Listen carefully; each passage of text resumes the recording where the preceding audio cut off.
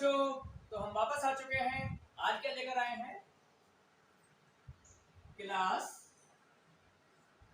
12 plus NEET के लिए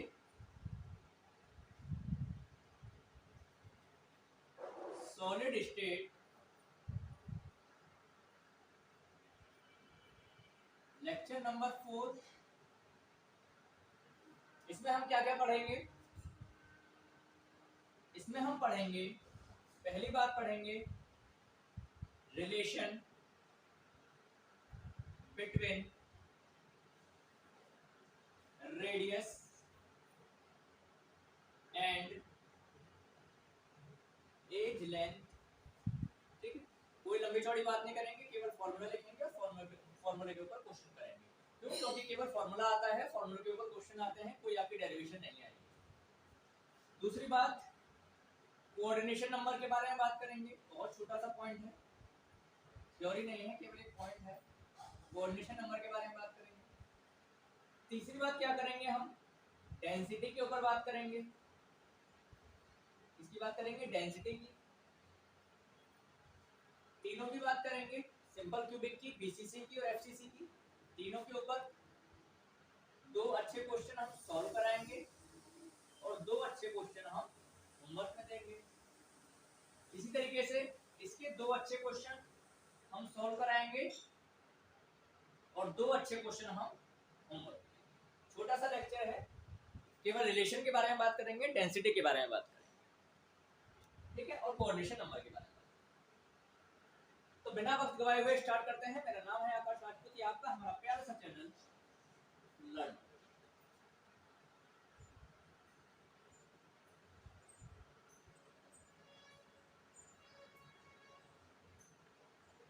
ठीक है, चलिए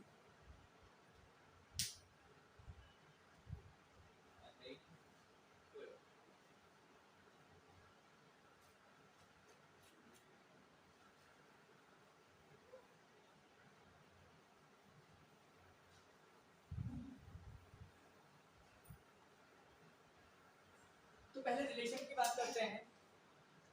केवल फॉर्मूला लिखेंगे, कोई डेरिवेशन नहीं करेंगे, कुछ नहीं करेंगे। पहली बात करते हैं सिंपल क्यूबिक की।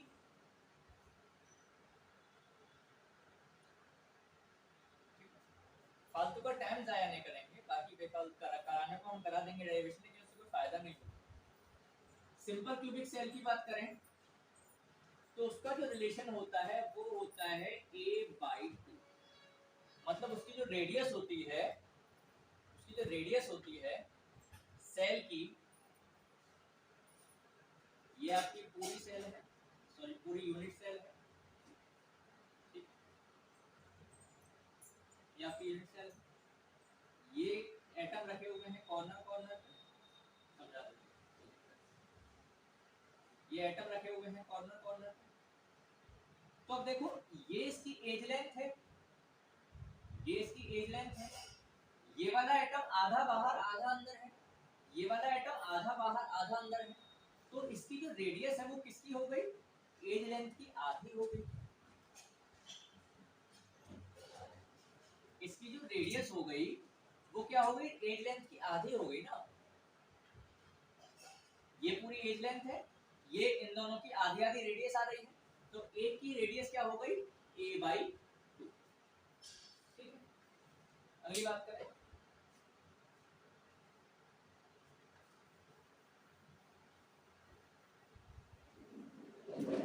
इसके लिए रेडियस का फॉर्मूला क्या होता है? r बराबर a/2। दूसरी बात करते हैं बीसीसी की, बॉडी सेंटर्ड की। बॉडी सेंटर्ड सेल, इसके लिए r का फॉर्मूला क्या होता है? r = √3/4। ठीक है, कोई जरूरत नहीं, केवल एक फॉर्मूला पे अगर आया, खुदा ना खास्ता कोई क्वेश्चन आया तो केवल फॉर्मूला पे आता है और फालतू का करने का नहीं करना, काफी चीजें करनी। तीसरी बात आती है फेस सेंटर्ड। क्या आती है? Face centred cell. इसके लिए r का फॉर्मूला क्या होता है? a/√3/4। छोटा सा फॉर्मूला ये है a/2, छोटा सा फॉर्मूला ये है बीसीसी के लिए √3 a/4 और एफसीसी के लिए होता है a/2√2। इतनी सी चीजें याद रखनी। कॉर्नर पे लिख देता हूँ क्वेश्चन के लिए सॉल्व। क्या लिखनी? एससीसी यानी कि सिंपल क्यूबिक के लिए r बराबर a/2 दिखाई दे रहा है ऊपर। एससीसी के लिए r बराबर a/2। अभी क्वेश्चन करेंगे ना उसमें आता है। इसके लिए √3 a/4 और एफसीसी के लिए a/2√2। ठीक है, इतनी सी बात। ये तीनों फॉर्मूला हमने लिख लिए। अब इनके ऊपर question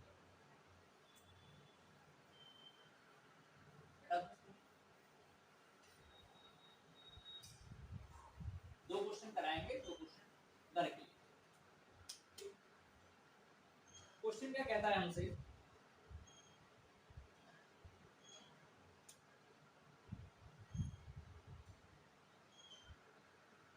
question number 1, CSCl has a BCC structure. ठीक है, बता देता है कि कहां पर कौन सा फॉर्मूला। क्वेश्चन में ही बता देगा कि कौन सा फॉर्मूला आपको यूज करना है, कंफ्यूजन की बात नहीं आएगी। A BCC structure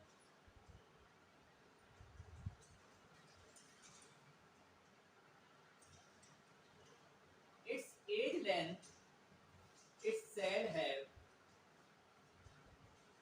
edge length of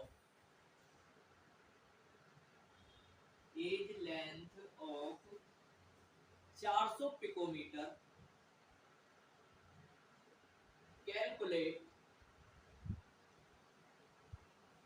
the interionic distance, मतलब आज द सुनो radius and interionic distance. ये इंटर आयनिक डिस्टेंस क्या होता है? ठीक है, ये हमको क्वेश्चन दे दिया है, एज लेंथ हमको दी हुई है, सेल का टाइप क्या है ये दिया हुआ है, और हमसे क्या पूछा है? रेडियस पूछा है और इंटर आयनिक डिस्टेंस। तो बीसीसी के लिए सबसे पहले फॉर्मूला क्या लगाएंगे? हमारे पास बीसीसी सेल है तो फॉर्मूला हम उठा के क्या लगा देंगे? √3a/4। ये फॉर्मूला हमने लगा दिया। वैल्यू रखेंगे r is equal to 1.732 into, सही है, 1.732। ए की वैल्यू क्या है? 400 पिकोमीटर यानी कि 10 की घात -12। 10 की घात -12 जो होता है उसे हम क्या बोलते हैं? पिकोमीटर। पिकोमीटर। नीचे एज लेंथ क्या दी हुई है? सॉरी, नीचे क्या दिया हुआ है? 4। 4 से 4 चला गया, 2 0 से 2 0 खत्म कर दो। r क्या आ जाएगा हमारे पास? 1.732 इंटू 10 की पावर -10, क्योंकि 2 0 इसमें ऐड हो जाएंगे, 2 पावर कम हो जाएंगी क्योंकि माइनस की है। अगर ऐड होते तो प्लस होती, लेकिन माइनस की है तो कम होती। तो r की वैल्यू क्या आ गई हमारे पास? 1.732। अब मान लो हमारे पास 2 एटम्स हैं, ठीक है,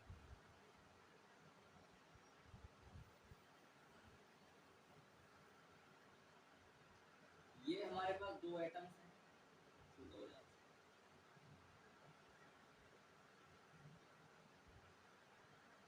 ठीक है, ये हमारे पास 2 एटम्स हैं, ये इनका सेंटर है, ये इसकी रेडियस है। ठीक है, तो इंटर आयनिक डिस्टेंस क्या होता है कि कोई भी 2 एटम जब बहुत पास रखे हुए हैं तो उनके सेंटर टू सेंटर की दूरी क्या है? क्या समझे? कि कोई भी 2 एटम जब पास में रखे हुए हैं तो उनके सेंटर से सेंटर की दूरी को हम बोलते हैं इंटर आयनिक डिस्टेंस। तो इंटर आयनिक डिस्टेंस देखो, ये इसका रेडियस और ये इसका रेडियस, ये इसका रेडियस, ये इसका रेडियस, यानी कि रेडियस की 2 बार रेडियस हमने जोड़ा है, यानी कि d जो आएगा वो आएगा 2 × r। 2 रेडियस हो रहे हैं ना, एक इसका रेडियस है, एक इसका रेडियस है, दोनों को जोड़ के ही हमारा इंटर आयनिक डिस्टेंस आ रहा है।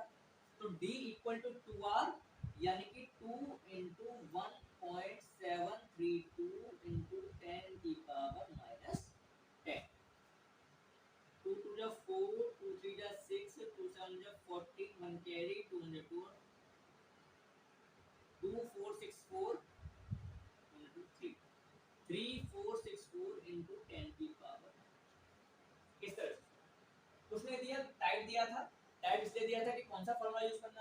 एज लेंथ दिया, हमने ए की वैल्यू रखी, आर निकाला। फिर पूछा हमसे इंटरनेट डिस्टेंस। इंटरनेट डिस्टेंस क्या होता है? दोनों की रेडियस के बराबर होती है, दोनों के सेंटर से सेंटर की दूरी के बराबर होता है। दोनों रेडियस हमने जोड़ दिया, यानी कि रेडियस इनटू 2 2 इनटू 1.732 इनटू 10 की पावर -10 3.464 इनटू 10 की पावर 9। बता दो इसको।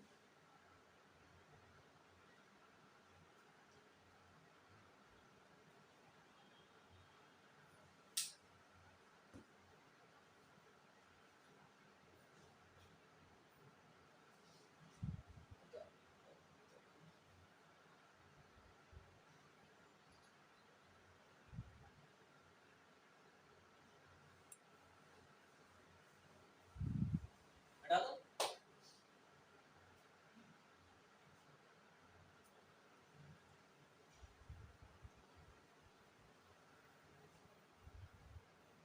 एक किसी और फॉर्मूला पे देख लेंगे, समझ में आ जाएगा। बाकी तो ये दिया हुआ है। एफसीसी का देख लेंगे। एससीसी का तो आसान है, जितना भी दिया हो उसका आधा कर देना आ जाएगा।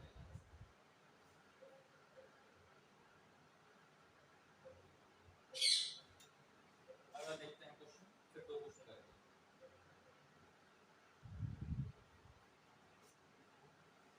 क्वेश्चन नंबर 2 हमसे क्या कह रहा है?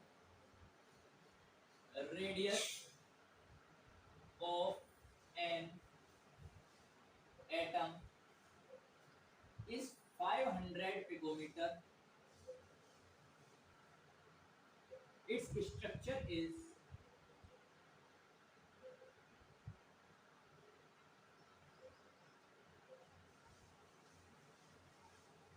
FCC. Find the age. Find the age length.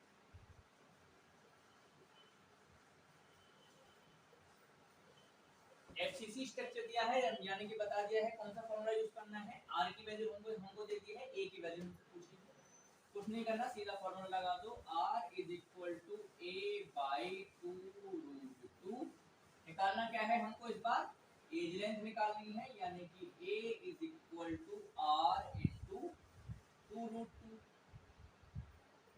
R कितना दिया है? 5 इंटू 10, 500 इंटू 10 की पावर -12। और ये कितना दिया है? 2 इंटू 1.414।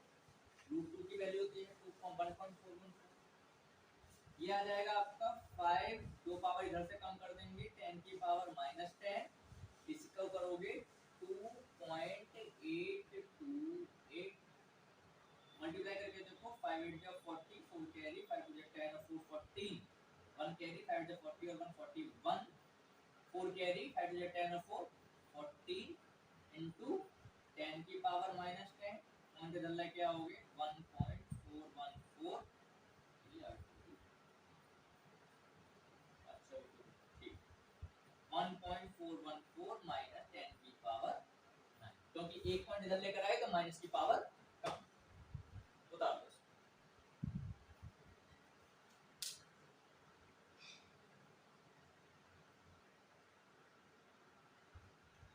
ठीक है, सिंपल सी बात थी। हमने केवल रेडियस और एज लेंथ के रिलेशन के बारे में देखा। एज लेंथ के फॉर्मूले हमारे पास आ गए हैं, उसके ऊपर क्वेश्चन देख ली। तो क्वेश्चन मैं करके ले देता हूं, उसके बाद हम बात करेंगे कोऑर्डिनेशन नंबर की। छोटा सा पॉइंट है, उसके बाद टेंस बेटा दो।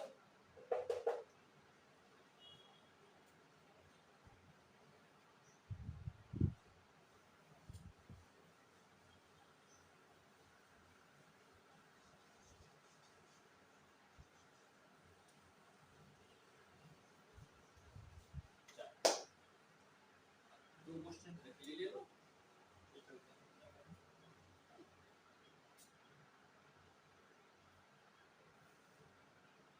बाकी अपनी जो डीपीपी आएगी वो तो आएगी ही बाद में, लेक्चर के बाद।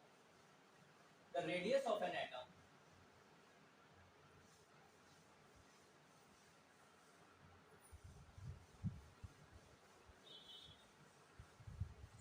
is 75 picometers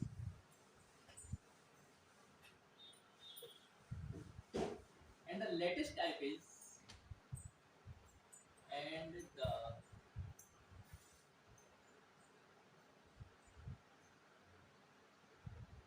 shortest type is BCC. ठीक है, find the age length, find the age length and interionic distance, interionic distance।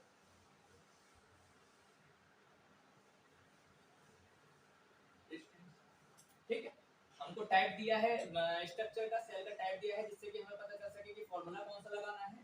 Radius की वैल्यू हमको दे दी है 75 × 10⁻⁻12 पिकोमीटर। ठीक है, 10⁻⁻12 मीटर, ये 75 पिकोमीटर। एज लेंथ हमसे पूछी है, फॉर्मूला क्या लगा देंगे, r × r = √3/4 a लगा देंगे। इंटरलाइन डिस्टेंस निकाल देंगे। कैसे निकालते हैं मैंने बताया। दूसरा देखो, x की crystallize in FCC structure। ठीक है, age length of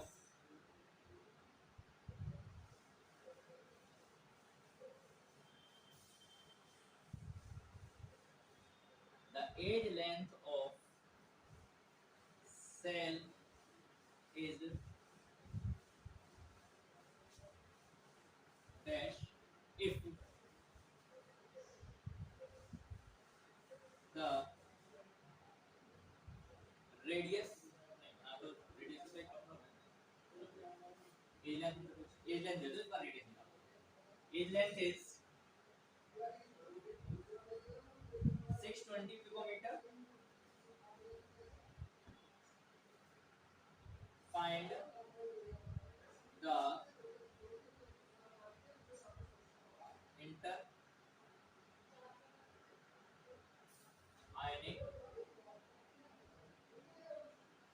distance।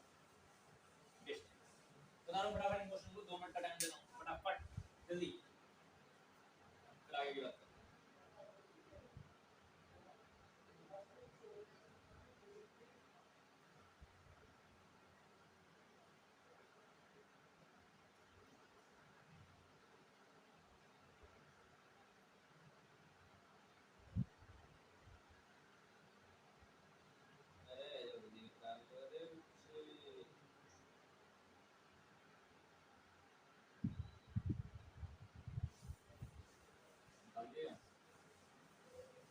चलिए, आज तुमने मेरे हाथ काले करवा दिए, कपड़ा ही नहीं है।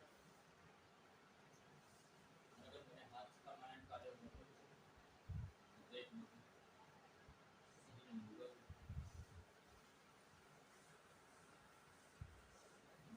मेरे हाथ कीड़े भी बन जाएंगे, इसे हटाते हैं।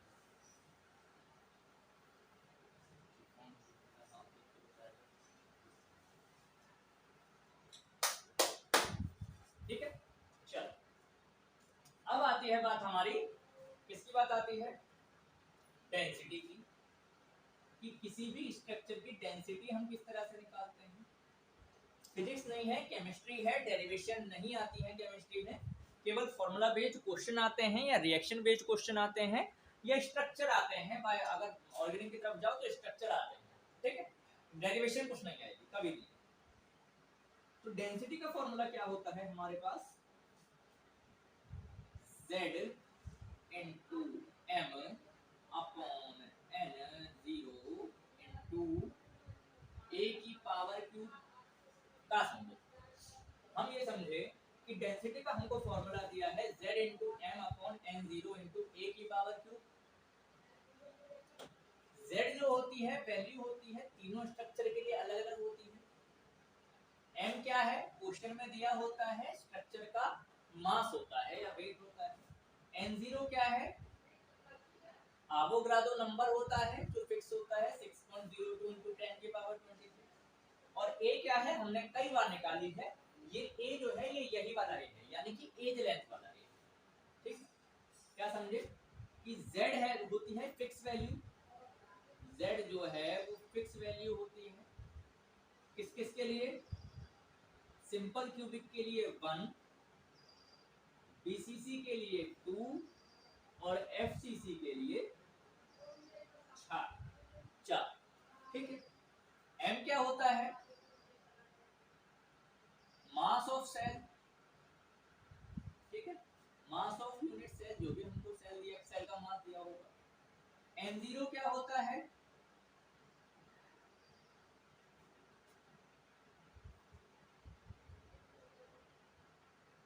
एवोगाड्रो नंबर होता है।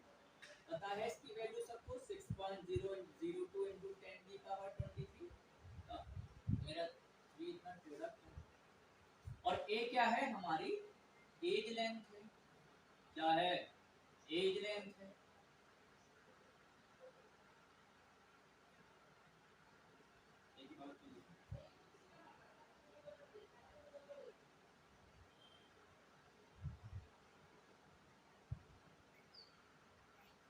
ठीक है, फॉर्मूला क्या हो गया हमारे पास? डेंसिटी बराबर z into m upon n0 into a की पावर क्यूब। z क्या है हमारे पास? फिक्स वैल्यू होती है। सिंपल क्यूबिक के लिए 1, बीसीसी के लिए 2 और एफसीसी के लिए 4 होती है। m क्या होता है?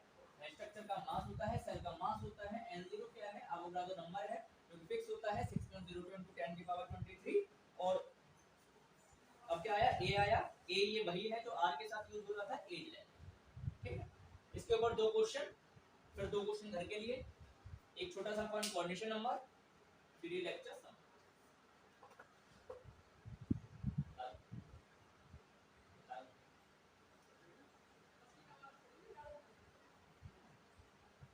अगले लेक्चर में हम किसकी बात करेंगे? पैकिंग फ्रैक्शन की बात करेंगे। किस तरीके से पैकिंग होती है, कितने किसी भी यूनिट सेल में कितनी उसकी एटम्स होते हैं, कितनी जगह खाली रहती है, किस तरह की पैकिंग होती है, क्या उसका रेडियस होता है, वो सब बात करेंगे। देखो क्वेश्चन क्या कह रहा है हमसे? ए एफसीसी एलिमेंट,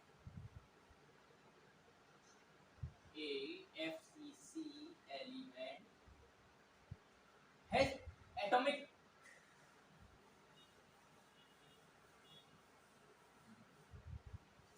क्या दिया है?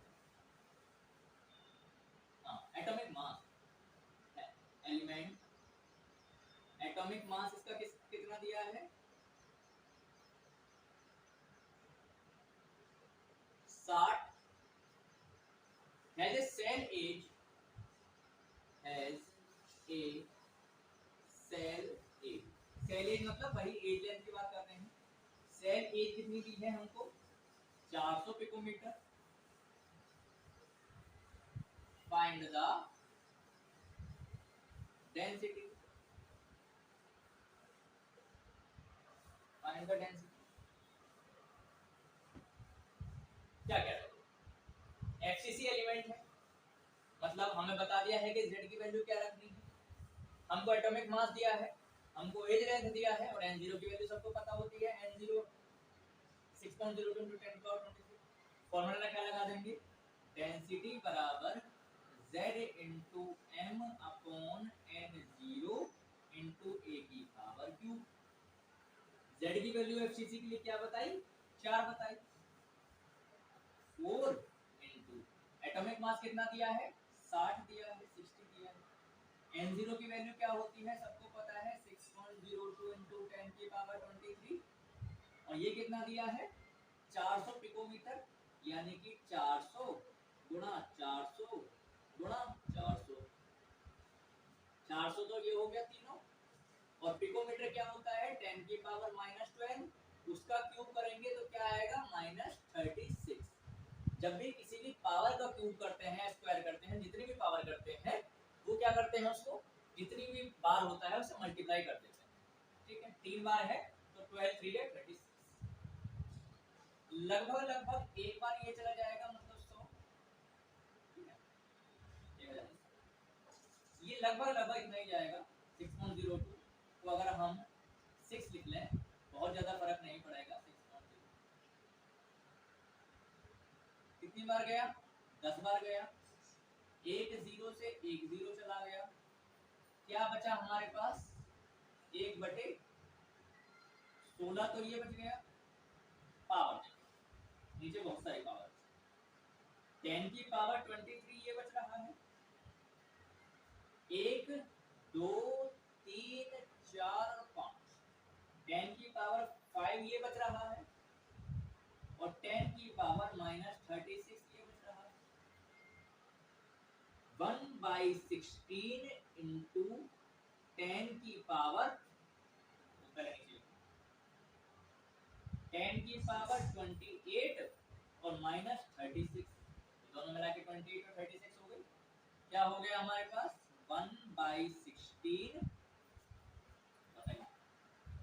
1/16 इंटू 10 की पावर 36 में से 28 जाएंगे, कितने बचेंगे 8 बचेंगे। बड़ी डिजिट पे माइनस का निशान है तो माइनस लगाएंगे, -8। इसे ऊपर लेकर जाओ, 10 की पावर 8/16, इसको तोड़ो डिवाइड करने के लिए, 100/16 इंटू 10 की पावर 6, और जब आप इसको सॉल्व करेंगे तो आंसर लगभग आएगा इसका आंसर लगभग आएगा 6.22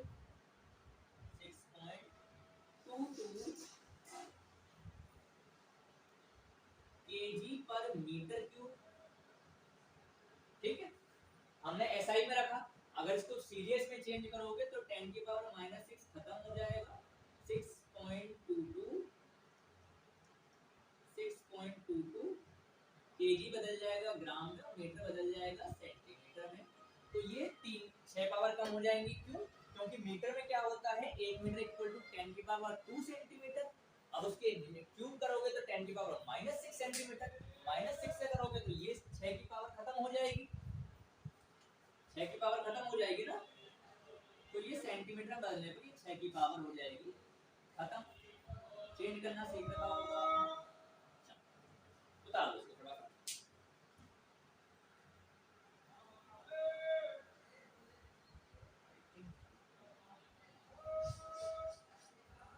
ठीक है, एक क्वेश्चन और करते हैं, फिर एक घर के लिए देंगे।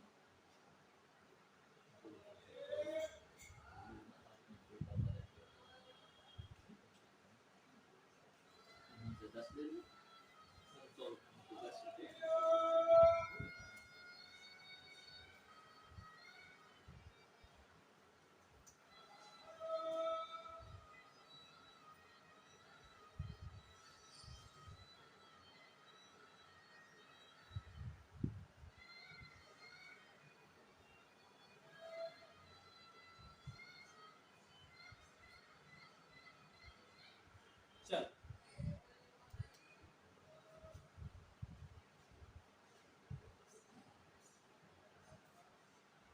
क्या कह रहा है दूसरा क्वेश्चन, एन एलिमेंट है, an element has BCC structure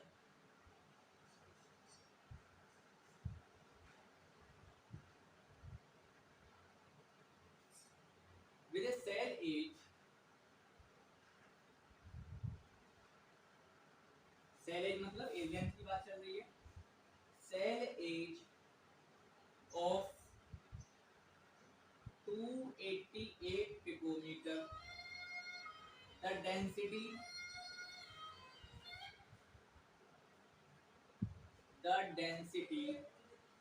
of crystal is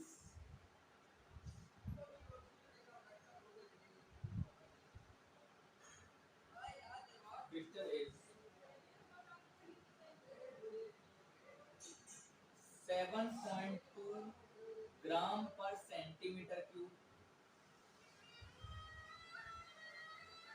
How many atoms are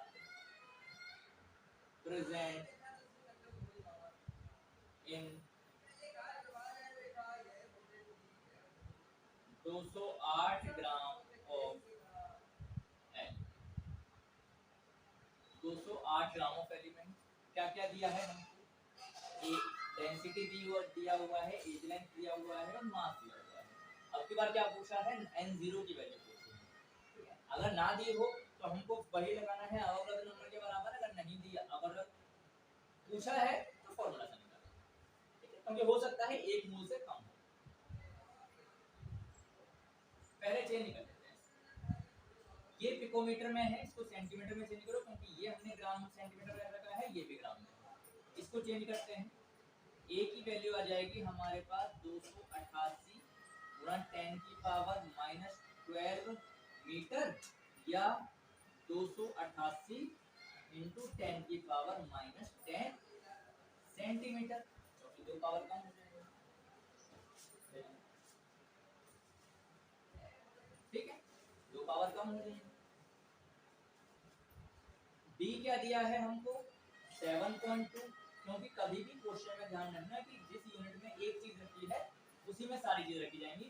चाहो तो इन्हें भी सबको मीटर में चेंज करके करो तो आंसर सही आएगा, लेकिन एक चीज भी अगर चेंज करोगे तो आंसर सही नहीं आएगा, सारी चीजें एक ही यूनिट में। ठीक है, z की वैल्यू क्या रखना है हमको 2 रखना है, क्यों? क्योंकि बीसीसी दिया हुआ है।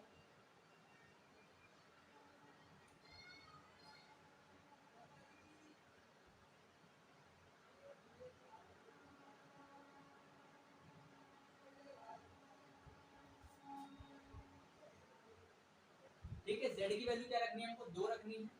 फॉर्मूला लगाओ, d is equal to z into m upon n0 into a की पावर q। निकालना क्या है हमको, n0 निकालना है, d को नीचे ले आओ। n0 is equal to z की वैल्यू 2, m की वैल्यू कितनी दी है 208, d की वैल्यू कितनी दी है 7.2, और r a की वैल्यू कितनी दी है 288। 288 इंटू 288 इंटू 288 सेंटीमीटर में रखा है, तो 10 की पावर -10 का क्यूब, यानी कि 10 की पावर -30। सॉल्व कर लेना इसको, आंसर क्या आएगा, सीधी सी केवल यहाँ इन दोनों की मल्टीप्लाई करनी है, इन तीनों की मल्टीप्लाई करनी है, उसे ऊपर लेकर जाना। आंसर आएगा इसका लगभग 24.2। आंसर इसका है 24.2 इंटू 10 की पावर 20, मतलब लगभग 4 मोल हमने यूज किए। लगभग हमने कितने यूज किए हैं 4 मोल यूज किए हैं, क्योंकि एक मोल में तो 6.02 आता है, 24.2 दिया हुआ है, तो लगभग 4 मोल। ठीक है, बताओ।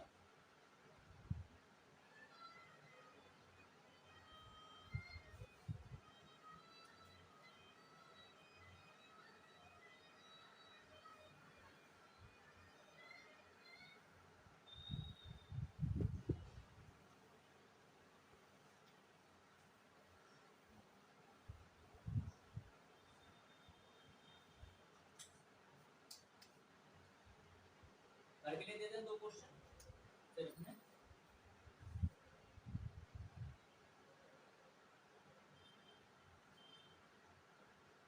Question 1, an element has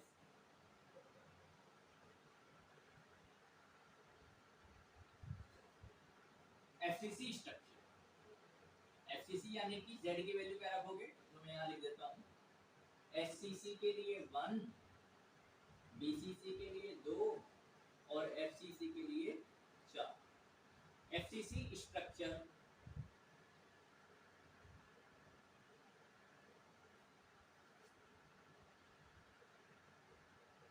it's D equal to D है 10 gram per centimetre cube. A is equal to 100 picometre, M is equal to 100 gram. Find the value या नंबर ऑफ n0 हमको निकालना है, d equal to z into m upon n0 into a की power cube रखोगे, n0 ऊपर लेकर जाओगे, d को नीचे रख देना, वैल्यू रख के आंसर। दूसरा क्या कह रहा है, CU has FCC crystallization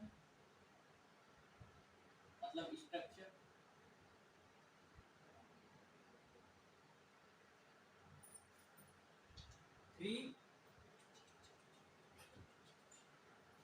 a is equal to 3.608 into 10 की power -8 centimetre, d is equal to 8.92 into gram, m हमसे, ठीक है, वैल्यू किस किस की रखोगे, d is equal to n0 into m upon d is equal to z into m upon n0 into a की power cube रखोगे, d की जगह वैल्यू क्या रख दोगे, ये रख देना, z की जगह वैल्यू fcc की रख देना, m हमको निकालना है, n0 की जगह फिक्स वैल्यू रख देना अगर नहीं दिया है या नहीं पूछा है, और a की जगह ये रख देना, आंसर आपका सीधा, ठीक है। कोऑर्डिनेशन नंबर के बारे में बात कर लेते हैं, छोटी सी बात है, छोटी सी डेफिनेशन, उसके बाद question.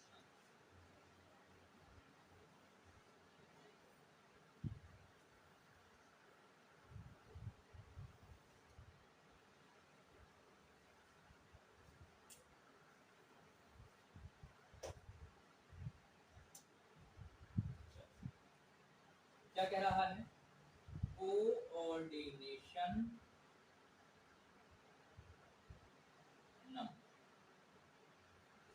the number of atom in a crystal, the number of atoms in a crystal which surround a particle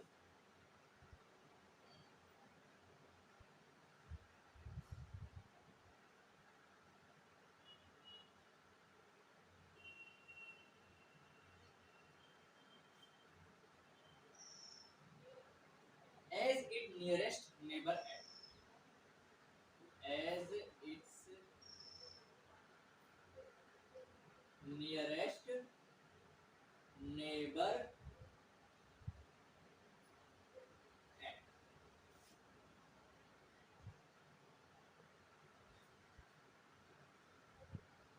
क्या समझे कि कोऑर्डिनेशन नंबर होता है कि मान लो हमारे पास कोई अंदर एक सेल है, उसको उसके आसपास के कितने एटम्स ने घेरा हुआ है, और घेरना भी ऐसे नहीं, उसको टच करना होता है।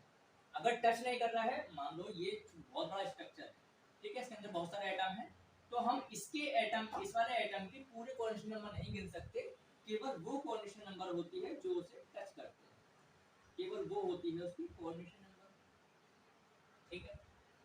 किसी भी एटम के आसपास नेबरिंग में जितने भी एटम हैं जो उसे टच कर रहे हैं, वो उस पूरे स्ट्रक्चर का कोऑर्डिनेशन नंबर कहलाता है। कोई हमारे पास पूरा स्ट्रक्चर है, उसमें से कोई भी एक एटम हमने देखा, उसके आसपास मान लो 5 एटम ने या 6 एटम ने घेरा हुआ है, या 8 एटम ने घेरा हुआ है, या 12 एटम ने घेरा हुआ है, तो वो पूरे के पूरे क्रिस्टल का ही कोऑर्डिनेशन नंबर हो जाता है, क्योंकि वो प्रॉपर्टी पूरी क्रिस्टल के हर एटम के लिए सेम, ठीक।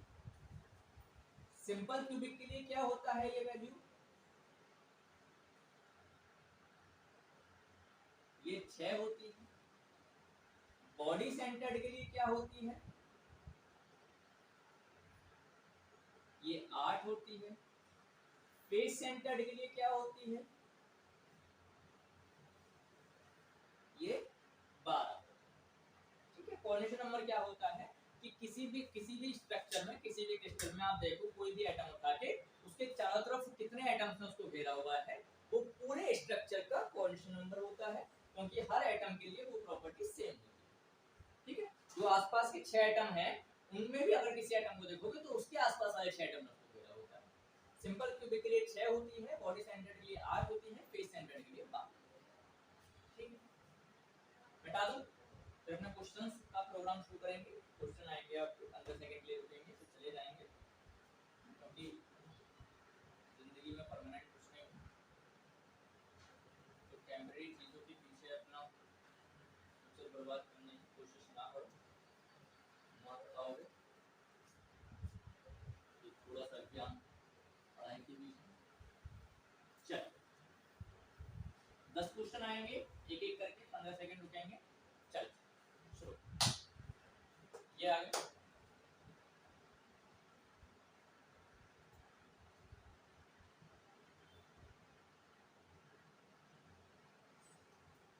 दिखाई दे रहे हैं, करते रहो।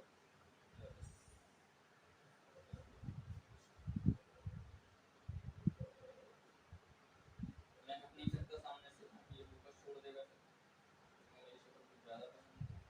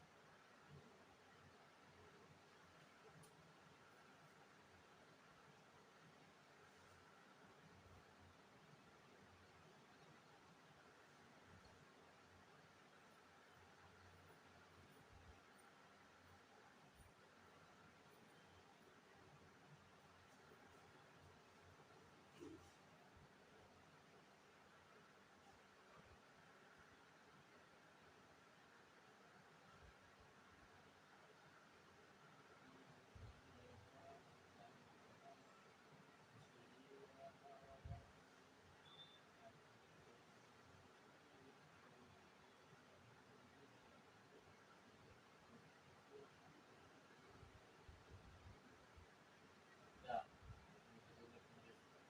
पावर कम लगा, हो जाओ जल्दी से, हो जाओ। कृष्ण को शीतल।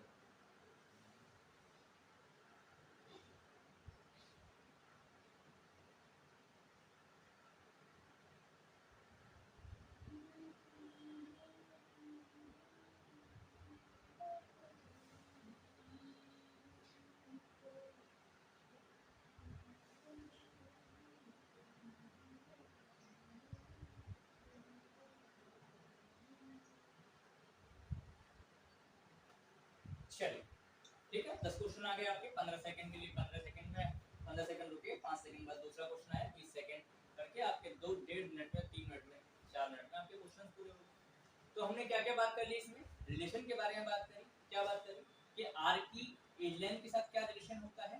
सिंपल क्यूबिक के लिए r = a/2 होता है, बीसीसी के लिए r √3/4a होता है, और एफसीसी के लिए r a/2√2 होता है। उसके ऊपर 2 क्वेश्चन हमने कराए और 2 क्वेश्चन आपको होमवर्क के लिए दे दिए, अच्छे क्वेश्चन। फिर हमने क्या बात करी, डेंसिटी की बात करी। डेंसिटी के लिए हमने फॉर्मूला क्या रखा, z = d = z × m/n0 × a की पावर q, जिसमें z की वैल्यू जो होती है फिक्स होती है हर स्ट्रक्चर के लिए, जैसे कि सिंपल क्यूबिक के लिए 1, बीसीसी के लिए 2 और एचसीसी के लिए 4 होती है।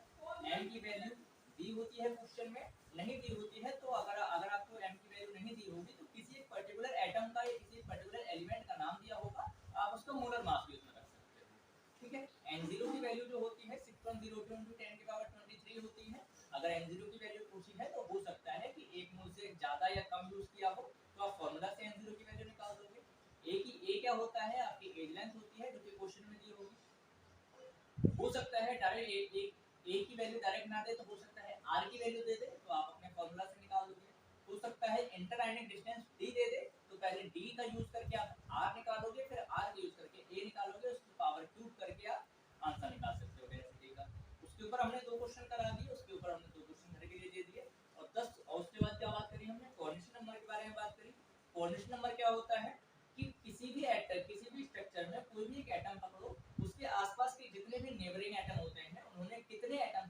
घेरा हुआ है टच करते हुए, जरूरी नहीं है कि केवल घेरा हुआ हो, टच भी करने चाहिए। तो कितने एटम ऐसे हैं जो उसे टच कर रहे हैं, उसको घेरे हुए हैं, वो पूरे स्ट्रक्चर का कोऑर्डिनेशन नंबर होता है। क्यों? क्योंकि वो हर एटम के लिए सेम होता है, पूरे स्ट्रक्चर में हर एटम के लिए सेम होता है। जैसे कि सिंपल क्यूबिक के लिए 6 होता है, बीसीसी के लिए 8 होता है और एफसीसी के लिए 12 होता है। उसके बाद आपके 10 क्वेश्चन हमने करा दिए, इसको डीपीपी में सॉल्व कर लेना, कहीं से भी कोई भी क्वेश्चन काम। ठीक है, अगले लेक्चर में हम किसकी बात करेंगे? पैकिंग एफिशिएंसी की बात करेंगे कि किसी भी स्ट्रक्चर में किस तरह से एटम्स व्यवस्थित होते हैं या किस तरह का स्ट्रक्चर होता है, किस तरह की व्यवस्था होती है उसके अंदर, या कितना खाली जगह बची रह जाती है, कितने में एटम है, कितने में खाली जगह है। ठीक है, तब तक पढ़ाई करते रहिए, खुश रहिए। All the